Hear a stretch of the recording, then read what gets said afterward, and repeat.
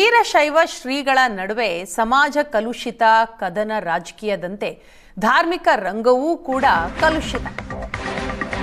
ವೀರಶೈವ ಶ್ರೀಗಳ ನಡುವೆ ಸಮಾಜ ಕಲುಷಿತ ಕದನ ಈಗ ರಾಜಕೀಯದಂತೆ ಧಾರ್ಮಿಕ ರಂಗವೂ ಕೂಡ ಕಲುಷಿತ ಅಂತ ಹೇಳ್ತಾರೆ.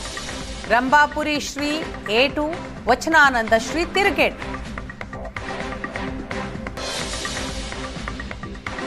ಕಲುಷಿತ ಮನಸ್ಥಿತಿ ಇದ್ದವರಿಂದ ಮಾತ್ರ ಈ ರೀತಿಯ ಮಾತುಗಳು ಬರೋದಿಕ್ಕೆ ಸಾಧ್ಯ.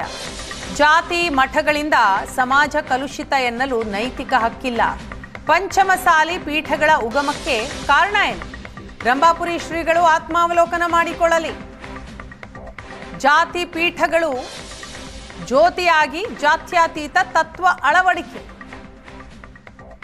ರಂಭಾಪುರಿ ಶ್ರೀಗಳ ವಿರುದ್ಧ ವಚನಾನಂದ ಶ್ರೀಗಳು ಹರಿಹಾಯ್ದಿದ್ದಾರೆ. ಈ ರೀತಿ ಕಲುಷಿತ ಮನಸ್ಥಿತಿ ಇದ್ದವರಿಂದ ಮಾತ್ರ ಈ ರೀತಿ ಶಬ್ದಗಳು ಬರಲಿಕ್ಕೆ ಸಾಧ್ಯ. ಹಾಗಾದರೆ ಅವ್ರ ಮಠ ಜಾತಿ ಮಠ ಅಲ್ವಾ? ಇವತ್ತು ಪಂಚಮಸಾಲಿ ಪೀಠಗಳು ಉಗಮಾಗಲಿಕ್ಕೆ ಕಾರಣ ಏನು?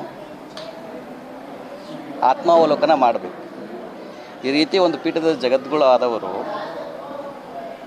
ಜಾತಿ ಮಟ್ಟಗಳಿಂದ ಸಮಾಜ ಕಲುಷಿತ ಆಗಿದೆ ಅಂತ ಹೇಳಲಿಕ್ಕೆ ನೈತಿಕ ಹಕ್ಕಿಲ್ಲ ಅವರಿಗೆ. ಇವತ್ತು ರಾಜ್ಯದಲ್ಲಿರುವಂಥ ಪ್ರತಿಯೊಂದು ಮಠಗಳು ಜಾತಿ ಪೀಠಗಳಾಗಿ ಉಳಿದಿಲ್ಲವು. ಅವು ಜ್ಯೋತಿಯಾಗಿ ಜಾತ್ಯತೀತ ತತ್ವವನ್ನು ಅಳವಡಿಸ್ಕೊಂಡಿದ್ದಾರೆ.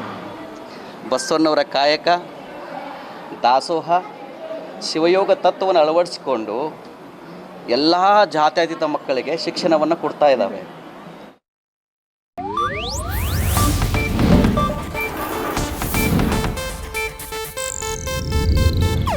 ಇದು ಏಷ್ಯಾನೆಟ್ ನ್ಯೂಸ್ ನೆಟ್ವರ್ಕ್ ಪ್ರಸ್ತುತಿ.